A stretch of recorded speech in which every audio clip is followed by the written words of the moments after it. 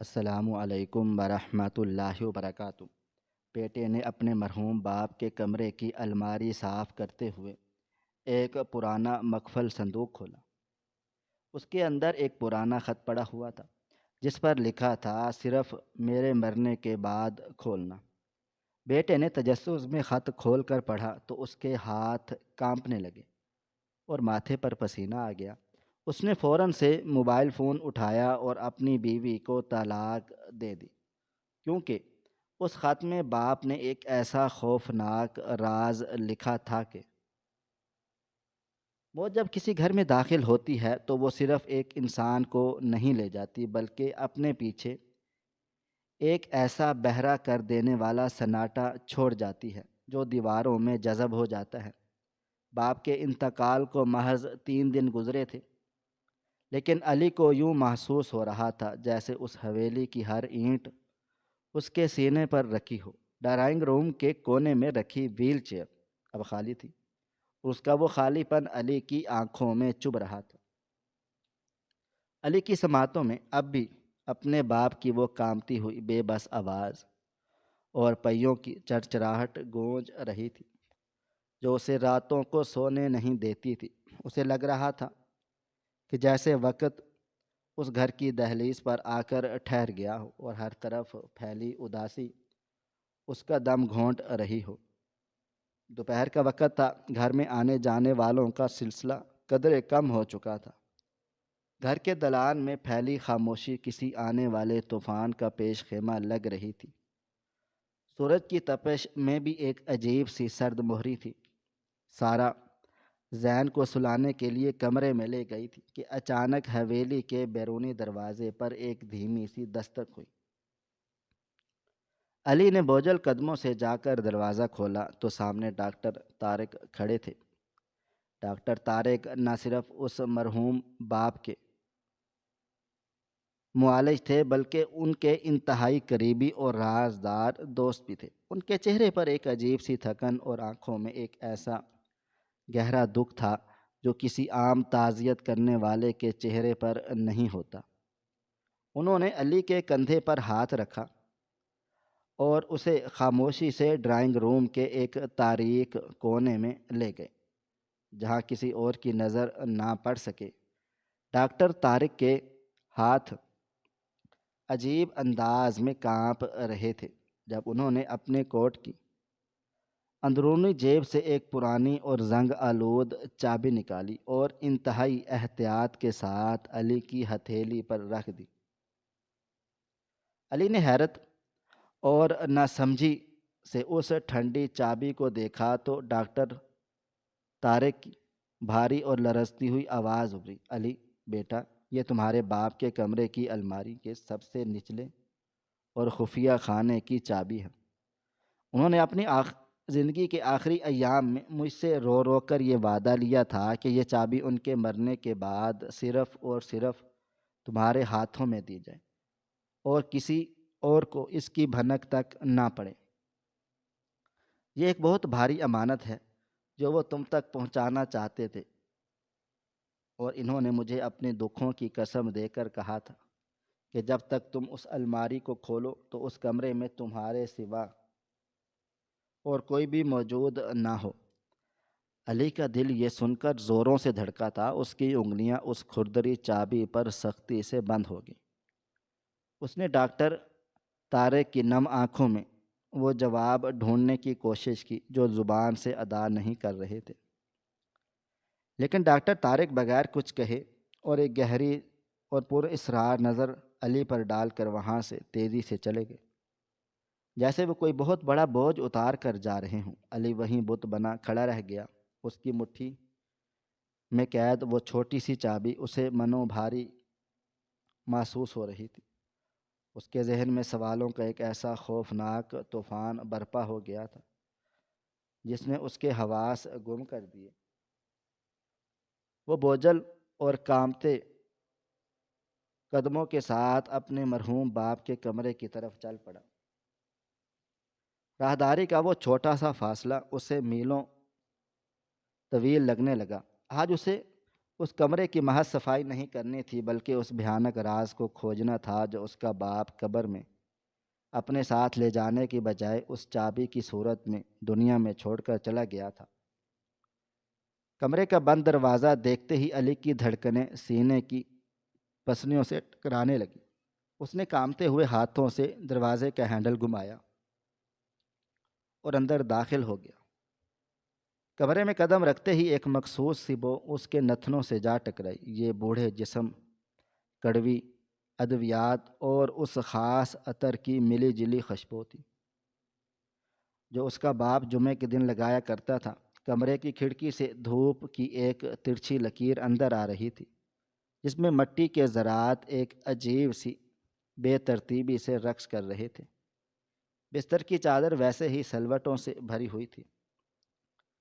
سرانے پر وہ تسبیح رکھی تھی جسے اس کا باپ گھنٹوں پھیرتا رہتا تھا، لیکن آج علی کی نظریں ان سب تمام چیزوں کو نظر انداز کرتی ہوئی سیدھی اس پرانی الماری کی لکڑی گڑ گئی جو کمرے کے سب سے تاریک کونے میں رکھی تھی۔ وہ آہستہ آہستہ قدم اٹھاتا ہوا الماری کے قریب جا پہنچا اور اس کا ہر قدم اس کے ذہن میں ایک نیا سوال پیدا کر رہا تھا۔ آخر ابا جان نے چابی مجھے کیوں نہیں دی؟ انہوں نے یہ امانت سارا کے حوالے کیوں نہیں کی جو دن رات ایک کر کے ان کی خدمت کرتی تھی؟ کیا کوئی ایسی چیز تھی جو وہ اپنی بہو سے چھپانا چاہتے تھے، یا کیا وہ سارا پر اعتبار نہیں کرتے تھے؟ ڈاکٹر طارق کے چہرے پر وہ خوف اور بے بسی کیسی تھی؟ کیا کوئی ایسا خاندانی راز ہے جو ابا نے زندگی بھر مجھ سے چھپایا؟ علی کے دل و دماغ کی رگیں ان سوچوں سے پھٹنے لگیں۔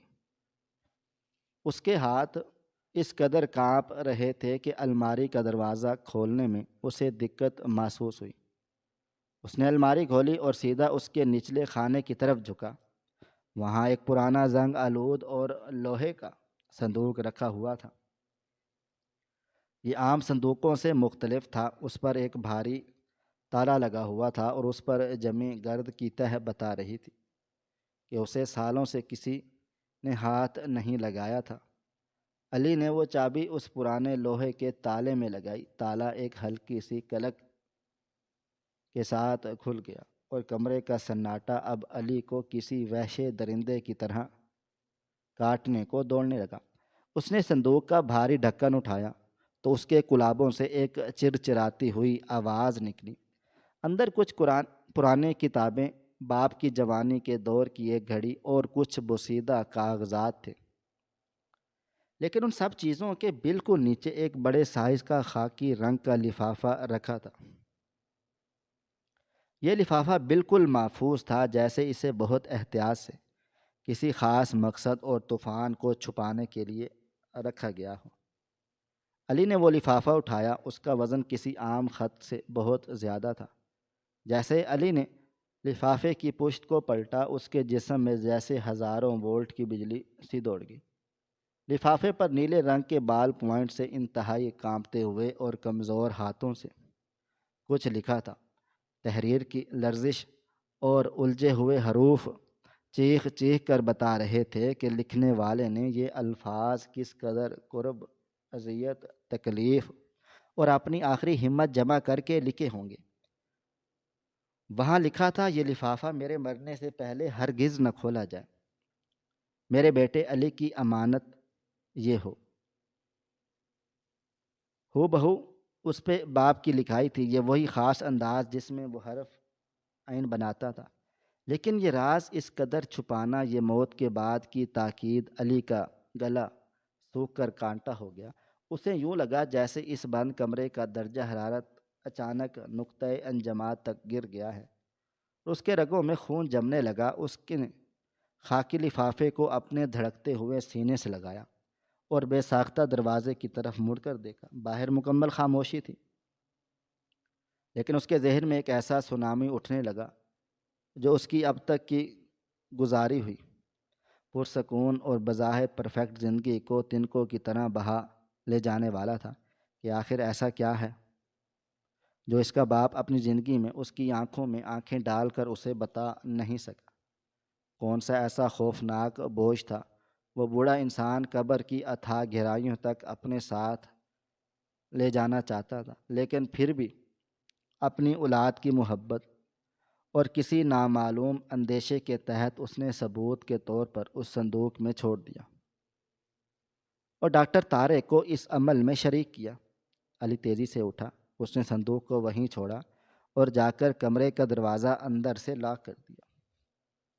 تالے کی کلک کی آواز پر اس خاموش کمرے میں کسی دھماکے سے کم نہ تھی۔ وہ واپس آ کر بستر کے کنارے پر بیٹھ گیا۔ اس کی سانسیں دھونکنے کی طرح چل رہی تھیں۔ اس نے لفافے کی سیل کو انگلیوں سے کھرچنا شروع کر دیا۔ اس کے ہاتھ اس قدر کانپ رہے تھے کہ لفافہ کھولنے میں اسے کئی منٹ لگ گئے۔ بالآخر سیل ٹوٹ گئی۔ علی نے لفافے کو الٹا کیا اور اس کے اندر موجود مواد کو بستر پر گرا دیا۔ دو چیزیں باہر نکلیں۔ ایک تو کئی صفحات پر مشتمل ایک لمبا خط تھا جس پر وہی کانپتی ہوئی لکھائی موجود تھی، اور دوسری چیز ایک سفید رنگ کا سرسری طرز کا کاغذ تھا جسے بڑی احتیاط سے تہہ کیا گیا تھا۔ اس کاغذ کے کونے پر شہر کی سب سے مہنگی اور مستند میڈیکل لیبارٹری کا لوگو بنا ہوا تھا۔ لوگوں نے فی الحال اس لیبارٹری کی رپورٹ کو نظر انداز کر دیا اور کانپتے ہوئے ہاتھوں سے اس خط کا پہلا صفحہ اٹھایا۔ حروف مدھم تھے، کئی جگہوں پر سیاہی پھیلی ہوئی تھی جیسے لکھنے والے کے آنسو کاغذ پر گرے ہوں۔ علی نے پڑھنا شروع کیا۔ کیا میرے معصوم اور سیدھے سادھے بیٹے علی، جب تم یہ خط پڑھ لکھ رہے ہوگے تو میں اس دنیا میں نہیں ہوں گا۔ تم شاید مجھے کبھی معاف نہ کر سکو۔ میں نے تم سے اتنی بڑی حقیقت تم سے چھپا لی، لیکن میرے بچے میری مجبوری کو سمجھنا۔ میرے جسم کا دایاں حصہ تو فالج نے مارا تھا، لیکن میری زبان پر تالا میری بے بسی نے لگایا تھا۔ میں جیتے جی تمہارا گھر، تمہاری دنیا، تمہارا وہ سراب نہیں توڑنا چاہتا تھا جس میں تم جی رہے تھے، لیکن اب میں اللہ کے پاس جا رہا ہوں اور میں روز محشر یہ گناہ اپنے سر لے کر نہیں اٹھنا چاہتا۔ تم جس دھوکے میں جی رہے ہو وہ موت سے بھی زیادہ بھیانک ہے۔ علی کی آنکھوں کے آگے اندھیرا چھانے لگا۔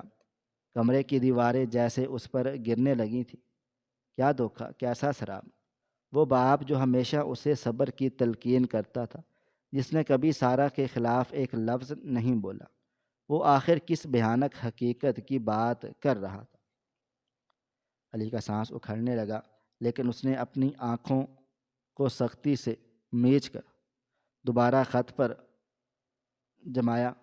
علی، تم پردیس میں مہینوں اور راتوں کو جا کر خون پسینہ ایک کرتے رہے تاکہ گھر میں خوشیاں لا سکو۔ تم مجھ سے کہتے تھے سارا ایک فرشتہ ہے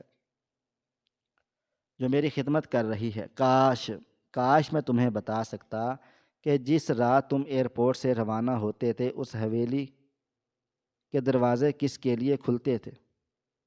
میں ویل چیئر پر بے بس پڑا رہتا تھا اور میری آنکھوں کے سامنے وہ سب کچھ ہوتا تھا جسے دیکھنے سے پہلے اندھا ہو جانا بہتر تھا۔ خط کا یہ حصہ پڑھتے ہی علی کے ہاتھ سے کاغذ چھوٹ کر بستر پر گر گیا۔ اس کی ریڑھ کی ہڈی میں ایک سرد لہر دوڑ گئی۔ پسینے کے موٹے موٹے قطرے اس کی پیشانی اور گردن پر چمکنے لگے۔ اس کا دل و دماغ سن ہو چکا تھا۔ اچانک اس کے ذہن کی سکرین پر کچھ پرانے دھندلے مناظر چلنے لگے جنہوں نے اس اپنی اندھی محبت اور سارہ پر اندھے اعتماد کی وجہ سے ہمیشہ نظر انداز کر دیا تھا۔ اسے یاد آیا آج سے 3 سال پہلے وہ دن دوپہر کا وقت تھا۔ علی ڈیوٹی سے واپس آیا، سارہ کچن میں تھی اور زین جو اس وقت بامشکل سے 2 سال کا تھا کھیلتا ہوا باپ کی ویل چیئر کے پاس چلا گیا۔ علی نے دور سے دیکھا کہ باپ نے زین کو پیار کرنے کی بجائے انتہائی نفرت اور قرب سے اپنا چہرہ دوسری طرف پھیر لیا۔ زین نے جب ان کا ہاتھ پکڑنے کی کوشش کی تو بوڑھے نے جھٹکے سے اپنا ہاتھ چھڑا لیا۔ علی فوراً وہاں پہنچا تھا اور اس نے پہلی بار باپ سے اونچی آواز میں بات کی تھی۔ ابو جی، یہ آپ کیا کر رہے ہیں؟ آپ، یہ معصوم بچہ ہے، آپ کا اپنا خون ہے، اپنا پوتا ہے۔ آپ اس سے اتنی نفرت کیوں کرتے ہیں؟ باپ کچھ نہیں بول سکا، بس اس کی آنکھوں سے آنسو بہنے لگے اور اس نے کامتی ہوئی انگلی سے سارا کی طرف اشارہ کیا جو کچن کے دروازے پر کھڑی انہیں گھور رہی تھی۔ سارا فوراً سے آگے بڑھی، زین کو گود میں اٹھایا اور بولی، علی، ابوجو کی طبیعت ٹھیک نہیں رہتی، چڑچڑے ہو گئے ہیں، آپ ان پر غصہ نہ کریں۔ اور علی نے سارا کی بات مان لی تھی۔ ایک اور منظر علی کے ذہن پر ہتھوڑے کی طرح برسا۔ سردیوں کی ایک رات جب وہ چھٹیوں پر گھر آیا ہوا تھا، رات کے 3 بجے اس کی آنکھ کھلی تو بستر خالی تھا۔ وہ پانی پینے اٹھا تو اس نے دیکھا کہ سارا بالکنی کے اندھیرے میں کھڑی فون پر بات کر رہی ہے۔ اس کی آواز میں ایک عجیب سی کھنک اور ہنسی تھی جو علی کے لیے بالکل اجنبی تھی۔ جیسے ہی علی نے بالکنی کا دروازہ کھولا، سارا نے بوکھلا کر فون کاٹ دیا تھا۔ اس کے چہرے کا رنگ اڑ گیا۔ کون تھا؟ اتنی رات گئے؟ علی نے پوچھا تھا۔ وہ میری خالہ کی طبیعت بہت زیادہ خراب ہے، ان کی بیٹی کا فون تھا، ہسپتال میں ہے۔ سارا نے روحانسی سی شکل بنا کر جھوٹ بولا تھا۔ علی نے اس پر بھی یقین کر لیا اور اسے تسلی دے دی تھی۔ لیکن اسی رات جب علی مڑا تو اس نے لاؤنج کے اندھیرے میں باپ کی ویل چیئر دیکھی تھی۔ باپ جاگ رہا تھا اور اندھیرے میں بھی اس کی آنکھیں سارا پر جمی ہوئی تھی۔ ان کی آنکھوں میں جو خوف اور بے بسی تھی، علی آج اسے محسوس کر سکتا تھا۔ علی ہانپتا ہوا حال میں واپس آ گیا۔ اس کے سینے میں جیسے کسی نے خنجر اتار دیا تھا۔ وہ عورت جس کی پاک دامنی کی وہ قسمیں کھاتا تھا، جس کے لیے اس نے اپنی جوانی پردیس کی بھٹی میں جلا ڈالی تھی، وہ ایک دھوکہ تھی، ایک سراب تھی۔ اس نے دوبارہ خط اٹھایا۔ اس کی آنکھوں سے گرنے والے آنسو اب خط کی سیاہی کو مٹا رہے تھے۔ میں نے تمہیں اس لیے نہیں بتایا بیٹا کیونکہ اس نے مجھے میری دوائیوں میں نشہ آور گولیاں ملا کر بستر تک محدود کر دیا تھا۔ وہ جانتی تھی میں کچھ بولوں گا تو میری زبان ہمیشہ ہمیشہ کے لیے کاٹ دی جائے گی۔ وہ دن رات مجھے تانے دیتی تھی، لیکن ایک رات میں نے اس کی وہ فون کال سن لی تھی۔ وہ بات جو اس نے اس فون پر کی تھی، اس نے مجھے اندر سے مار دیا تھا۔ میں نے فیصلہ کیا تھا کہ میں حقیقت جان کر رہوں گا۔ میں نے اپنے سب سے پرانے دوست ڈاکٹر طارق کو چھپ کر بلا لیا اور اس سے ایک ٹیسٹ کروانے کی بھیک مانگی۔ علی کا دل پسلیوں سے ٹکرا کر جیسے باہر آنے کو بےتاب تھا۔ Doctor Tariq, test? کون سا ٹیسٹ؟ علی کی نظریں بستر پر پڑے اس فولڈ کیے ہوئے میڈیکل لیبارٹری کے کاغذ پر چلیں گئیں۔ اس کا ہاتھ اس کاغذ کی طرف بڑھتے ہوئے منو بھاری محسوس ہو رہا تھا۔ وہ جانتا تھا کہ اس کاغذ کی تہوں کے اندر ایک ایسا سچ چھپا ہوا ہے جو اس کی پوری کائنات، اس کی پہچان، اس کے رشتے اور اس کے نام کو جلا کر راکھ کر دے گا۔ اس نے کاغذ اٹھایا اور اس کی انگلیاں اسے کھولنے کی ہمت نہیں کر پا رہی تھی۔ کمرے کا سناٹا اب گونج میں بدل چکا تھا۔ باہر لاؤنج سے زین کی ہنسی کی آواز آئی جو شاید نیند سے اٹھ کر سارا کے ساتھ کھیل رہا تھا۔ وہ ہنسی جو کبھی علی کے جینے کی وجہ تھی، آج اس کے کانوں میں پگھلا ہوا سیسا بن کر اتر رہی تھی۔ علی نے اپنے دانت پیسے، اپنی آنکھیں بند کی اور ایک ہی جھٹکے سے اس طے شدہ رپورٹ کو کھول دیا۔ اس کی آنکھیں رپورٹ پر درج ان چند کالے حروف پر جم گئیں۔ وقت جیسے تھم گیا ہو، ہوا کا چلنا رک گیا۔ علی کے ہاتھ سے کاغذ چھوٹ گیا۔ وہ گھٹنوں کے بل فرش پر گر پڑا۔ اس کے حلق سے ایک ایسی بھیانک، کربناک اور ٹوٹی ہوئی چیخ نکلی جیسے اس نے اپنے دونوں ہاتھوں سے منہ دبا کر وہ اندر ہی روک لیا تاکہ باہر کسی کو خبر نہ ہو۔ یہ ایک ایسے مرد کی چیخ تھی جس کی انا، جس کا مان، جس کی پوری زندگی کی کمائی ایک سیکنڈ میں خاک میں مل گئی تھی۔ اس کے آنسو فرش پر گر رہے تھے۔ اس کی آنکھوں میں اب بے بسی نہیں بلکہ ایک ایسا خوفناک انتقام اور غصہ جنم لے رہا تھا جو باہر بیٹھی اس عورت کو اور اس کے بچھائے ہوئے جھوٹے محل کو بھسم کر دینے کے لیے بے قرار تھا۔ حقیقت کھل چکی تھی اور وہ ٹوٹی ہوئی چیخ اس کے سینے میں ہی گھٹ کر رہ گئی تھی، اور اس کے کانپتے ہوئے ہاتھ اس طے شدہ رپورٹ کو تھامنے سے قاصر ہو چکے تھے۔ وہ فرش پر گھٹنوں کے بل گرا ہوا تھا اور اس کی آنکھوں سے بہنے والے گرم آنسو اس سرد فرش پر گر کر ایک بھیانک سچائی کی گواہی دے رہے تھے۔ اس کے دل و دماغ کی رگیں پھٹنے کے قریب تھیں اور دل کی دھڑکن اتنی تیز تھی کہ اسے اپنا سینہ پھٹتا ہوا محسوس ہوا تھا۔ اس نے کانپتے ہوئے ہاتھوں سے خط کے بقیہ صفحات کو اٹھایا جو زمین پر بکھرے ہوئے تھے۔ اس کے ذہن میں سب سے بڑا سوال یہی تھا، اس کا باپ جو پچھلے 3 سالوں سے فالج کی وجہ سے بستر پر ایک زندہ لاش بن کر پڑا ہوا تھا، جس کا دائیں ہاتھ مکمل طور پر بے جان تھا اور وہ زبان سے ایک لفظ بھی ادا نہیں ہو سکتا تھا، آخر اس نے اتنی طویل تحریر کیسے لکھی؟ یہ خط کیسے وجود میں آیا؟ یہ سوال علی کے دماغ میں ہتھوڑے کی طرح بج رہا تھا، لیکن جیسے ہی اس نے آنسوؤں سے دھندلائی ہوئی آنکھوں سے خط کا اگلا صفحہ پڑھنا شروع کیا تو اس کے باپ کے الفاظ نے اس کے ذہن کے ہر الجھے ہوئے دھاگے کو سلجھا دیا۔ خط میں لکھا ہوا تھا، میرے بچے علی، تم ضرور سوچ رہے ہوگے کہ ایک اپاہج اور گونگا باپ جو اپنا ہاتھ تک نہیں ہلا سکتا تھا، اس نے یہ کئی صفحات پر مشتمل خط کیسے لکھا؟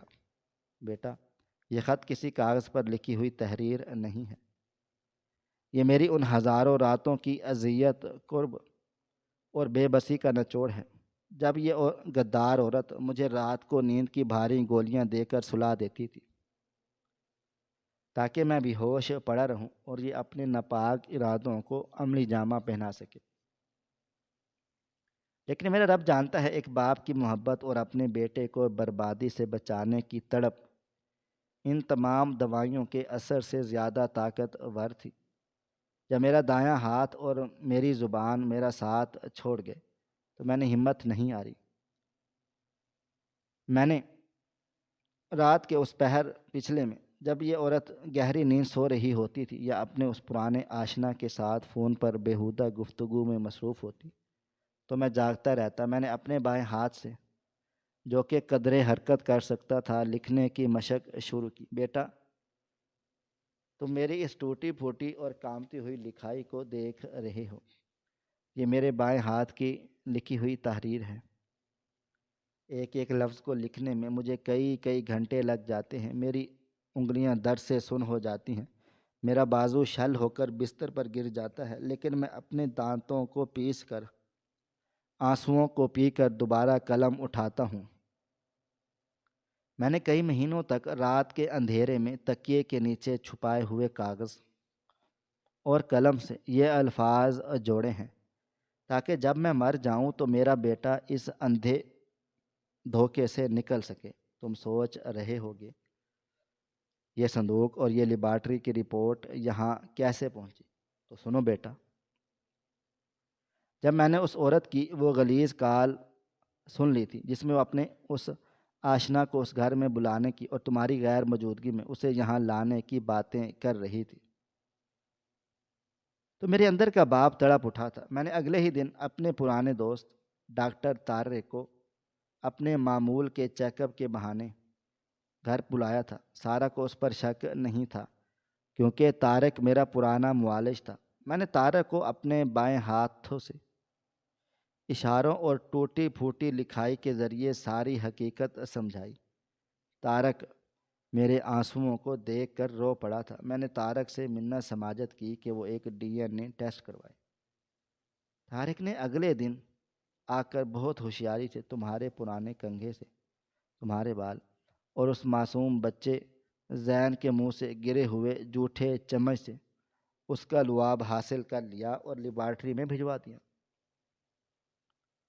طارق وہ رپورٹ لے آیا ہے۔ وہ میری آنکھوں کے سامنے وہ رپورٹ اور میرا یہ مہینوں کی محنت سے بائیں ہاتھ سے لکھا ہوا خط اس لوہے کے صندوق میں رکھ دے گا اور اسے تالا لگا کر اس الماری کے سب سے نچلے خانے میں چھپا دے گا۔ طارق نے مجھے بتا دیا ہے کہ وہ یہ چابی اپنے پاس محفوظ رکھے گا، اور میرے مرنے کے بعد جب تم واپس آ جاؤ گے تو وہ خود تمہیں آ کر یہ چابی دے دے گا اور سارا راز کھولے گا۔ اس خط کا ایک ایک حرف میرے خون اور میری بے بسی سے لکھا گیا ہے۔ میں نے بستر پر لیٹ کر اپنی آنکھوں سے وہ سب کچھ دیکھا، جسے دیکھنے کے بعد ایک غیرت مند انسان زندہ نہیں رہ سکتا۔ یہ عورت جسے تم فرشتہ سمجھتے ہو، یہ ایک ناگن ہے جو تمہاری محنت، تمہاری جوانی اور تمہارے خون کو ڈس رہی ہے۔ علی کے ہاتھ سے خط چھوٹ کر گر گیا۔ اس کے تصور میں اپنے باپ کی وہ تصویر ابھر رہی تھی جو رات کے اندھیرے میں درد اور کرب سے کانپتے ہوئے بائیں ہاتھ سے ایک ایک حرف لکھ رہا ہوگا۔ اس بوڑھے انسان نے اپنے بیٹے کو سچ بتانے کے لیے کیسی کیسی اذیتیں برداشت کی ہوں گی۔ علی کا دل خون کے آنسو رو رہا تھا۔ اسے اپنا آپ دنیا کا سب سے حقیر اور بیوقوف انسان لگنے لگا تھا، جو پردیس میں پیسوں کی مشین بنا ہوا تھا اور پیچھے اس کے گھر کی بنیادوں کو دیمک چاٹ رہی تھی۔ علی کے اندر کا وہ محبت کرنے والا شوہر کا وہ معصوم باپ اور وہ فرما بردار بیٹا کب کا مر چکا تھا۔ اب اس کی جگہ ایک ایسا شخص کھڑا تھا جس کی آنکھوں میں صرف انتقام تھا اور سچائی کا شعلہ بھڑک رہا تھا۔ وہ آہستہ سے اپنی جگہ سے اٹھا۔ اس نے زمین پر بکھرے ہوئے ان تمام کاغذات کو سمیٹا۔ اس کی حرکات میں ایک عجیب سا سرد پن اور بے حسی آ چکی تھی۔ وہ روبوٹ کی طرح چلتا ہوا دروازے تک چلا آیا۔ اس نے لاک کھولا اور باہر قدم رکھا۔ باہر کا ماحول بالکل ویسا ہی پرسکون تھا۔ لاؤنج میں دوپہر کی مدھم روشنی پھیلی ہوئی تھی۔ ٹی وی پر کارٹون چل رہے تھے اور زین، جو کچھ دیر پہلے اس کے لیے سب سے زیادہ قیمتی اثاثہ تھا، وہ قالین پر بیٹھا کھلونوں سے کھیل رہا تھا۔ سارا صوفے پر ٹیک لگائے ہاتھ میں موبائل فون پڑے کسی کو میسج کر رہی تھی، اور اس کے ہونٹوں پر ایک انتہائی شاطرانہ مسکراہٹ تھی۔ علی کو دیکھ کر اس نے فوراً سے موبائل فون بند کیا اور اپنے چہرے پر وہی پرانی معصومیت اور دکھ کا لبادہ اوڑھ لیا۔ علی، آپ کی طبیعت تو ٹھیک ہے؟ آپ کمرے میں اتنی دیر تک کیا کر رہے تھے؟ ابو جی کے کپڑے دے کر آپ پھر سے اداس ہو گئے ہوں گے۔ سارا نے انتہائی ہمدردی اور محبت بھرے لہجے میں کہا، اور میں اپنی جگہ سے اٹھ کر علی کی طرف بڑھنے لگی، لیکن علی اپنی جگہ پر بت بنا کھڑا رہا۔ اس کی سرخ آنکھیں سارا کے چہرے پر گڑی ہوئی تھی، جن میں ایک ایسا پر اصرار اور خوفناک سناٹا تھا جسے دیکھ کر سارا کے قدم وہیں رک گئے۔ علی کے ہاتھ میں وہ خاکی لفافہ اور کچھ کاغذات تھے جنہوں نے اتنی سختی سے مٹھی میں دبا رکھا تھا کہ اس کی ہڈیاں سفید پڑ رہی تھیں۔ علی، کیا ہوا؟ آپ مجھے اس طرح سے کیوں دیکھ رہے ہیں؟ سارا کی آواز میں اب ایک ہلکی سی گھبراہٹ شامل ہو چکی تھی۔ علی نے گہرا سانس لیا اور اس کی آواز، جو کبھی سارا کے لیے محبت کا گیت ہوا کرتی تھی، آج ایک زہریلے خنجر کی طرح نکلی۔ سارا، تم بہت زیادہ تھک گئی ہوگی نا؟ پچھلے 5 سالوں سے ایک مفلوج سسر کی خدمت کرتے کرتے اور میرے پیچھے اس گھر کو سنبھالتے سنبھالتے تم نے کتنی قربانیاں دی ہیں میری غیر موجودگی میں۔ علی کے الفاظ میں طنز کا ایک ایسا زہر تھا کہ سارا کا رنگ پیلا پڑنے لگا۔ وہ بوکھلا گئی اور ہکلاتے ہوئے بولی، علی، آپ یہ کیسی باتیں کر رہی ہیں؟ میں نے تو اپنا فرض نبھایا ہے ایک بیوی اور بہو ہونے کے ناطے۔ میں نے کبھی کوئی شکایت نہیں کی۔ آپ اچانک یہ سب کچھ کیوں پوچھ رہے ہیں؟ علی کے ہونٹوں پر ایک انتہائی تلخ اور مردہ سی مسکراہٹ ابھری۔ اس نے وہ مٹھی میں دبائے ہوئے کاغذات اور وہ خط پوری طاقت سے سارا کے منہ پر دے مارے۔ کاغذات ہوا میں اڑتے ہوئے فرش پر بکھر گئے، جن میں سے ایک وہ میڈیکل لیبارٹری کی رپورٹ تھی جو سیدھی سارا کے قدموں میں جا کر گری۔ تم نے بہت اچھا فرض نبھایا سارا، اتنا اچھا کہ میرے بوڑھے باپ کو اپنا دایاں ہاتھ مفلوج ہونے کے باوجود رات کے اندھیرے میں بائیں ہاتھ سے میرا اور اپنا ماتم لکھنا پڑا۔ علی کی آواز اب ایک دھاڑ میں بدل چکی تھی جس نے لاؤنج کے در و دیوار ہلا دیے۔ زین ڈر کر رونے لگا اور سہم کر صوفے کے پیچھے چھپ گیا۔ سارا کی نظر جیسی ان کاغذات پر اور خاص طور پر اس میڈیکل لیبارٹری کے لوگو والے کاغذ پر پڑی، یہ تو اس کے پیروں تلے سے زمین ہی نہیں آسمان بھی کھسک گیا۔ اس کا سانس حلق میں اٹک گیا اور چہرے پر موت کے جیسی زردی چھا گئی۔ اسے لگا جیسے کسی نے اس کا دل مٹھی میں لے کر دبا دیا ہو۔ علی نے ایک قدم آگے بڑھایا اور سارا کی آنکھوں میں آنکھیں ڈال کر بولا، پڑھو اسے، اٹھاؤ اس کاغذ کو اور مجھے بتاؤ اس پر کیا لکھا ہے۔ یہ اس اندھے دھوکے کی رسید ہے جس کی قیمت میں پچھلے 5 سالوں سے پردیس کی بھٹی میں جل کر چکا رہا ہوں۔ سارا کے ہاتھ پیر کانپنے لگے۔ اس نے بامشکل زمین سے وہ طے شدہ رپورٹ اٹھائی۔ اس کی آنکھیں اس سرخ حروفوں پر جم گئیں جو اس کی بربادی کا اعلان کر رہے تھے۔ علی نے چیخ چلا کر کہا، پڑھ کر سناؤ مجھے۔ تم میری غیر موجودگی میں میرے گھر کے ان پاکیزہ دروازوں سے کس غلاظت کو اندر لاتی رہی ہو؟ میرے بوڑھے اور بے بس باپ کو نیند کی گولیاں دے کر تم میرے بستر پر کس شخص کو سلاتی رہی ہو؟ پڑھو سارا، تم تو کہتی تھی کہ زین میری زندگی ہے، میرا خون ہے۔ تو آج مجھے بتاؤ نا کہ اس رپورٹ کے آخری خانے میں کیا لکھا ہے؟ سارا کے ہونٹ تھر تھرا رہے تھے اور اس کی آنکھوں سے خوف کے آنسو بہنے لگ گئے۔ وہ کچھ بولنا چاہتی تھی، کوئی نیا جھوٹ گھڑنا چاہتی تھی، لیکن ثبوت اس قدر واضح اور بھیانک تھے کہ اس کی زبان تالو سے چپک گئی تھی۔ علی نے اس کے ہاتھ سے وہ رپورٹ چھین لی اور اپنی پوری آواز میں چیختے چلاتے ہوئے بولا، میں بتاتا ہوں اس پر کیا لکھا ہے۔ اس پر لکھا ہوا ہے کہ اس بچے زین اور میرا ڈی این اے 0% میچ کرتا ہے۔ اس کا مطلب یہ ہوا کہ یہ بچہ میرا سگا خون نہیں ہے، بلکہ یہ اس شخص کا خون ہے جس کے ساتھ تم پچھلے 5 سالوں سے میری پیٹھ پیچھے اپنا کالا کھیل کھیل رہی تھی۔ تم نے میرے باپ کو ایک زندہ لاش بنا کر رکھا تاکہ وہ تمہارا راز نہ کھول سکے، اور تم میری ساری کمائی کو دونوں ہاتھوں سے لوٹ کر اپنے اس آشنا پر لٹاتی رہیں۔ تم میری لائف انشورنس اور اس گھر کے کاغذات اپنے نام کروانے کا انتظار کر رہی تھی تاکہ میرے باپ کے مرنے کے بعد تم مجھے بھی راستے سے ہٹا سکو۔ یہ ہے وہ خوفناک راز جو میرا باپ قبر کے دہانے پر کھڑا ہو کر بھی میرے لیے اس صندوق میں چھوڑ گیا تھا۔ سارا زمین پر گر کر رونے لگی اور علی کے پیر پکڑنے کی کوشش کرنے لگی۔ علی، مجھے معاف کر دی، مجھ سے غلطی ہو گئی ہے۔ شیطان نے مجھے بہکا دیا تھا۔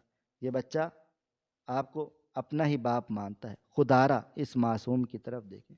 لیکن علی نے پوری طاقت سے اسے دھکا دیا۔ سارا دور جا گری۔ علی کی آنکھوں میں اب کوئی رحم، کوئی محبت باقی نہیں تھی۔ اس نے اپنی انگلی دروازے کی طرف کی اور انتہائی سرد اور فیصلہ کن آواز میں کہا، طلاق، طلاق، طلاق۔ آج سے تمہارا اور میرا ہر رشتہ ختم۔ تم اس گھر کی خاک کے برابر بھی نہیں ہو۔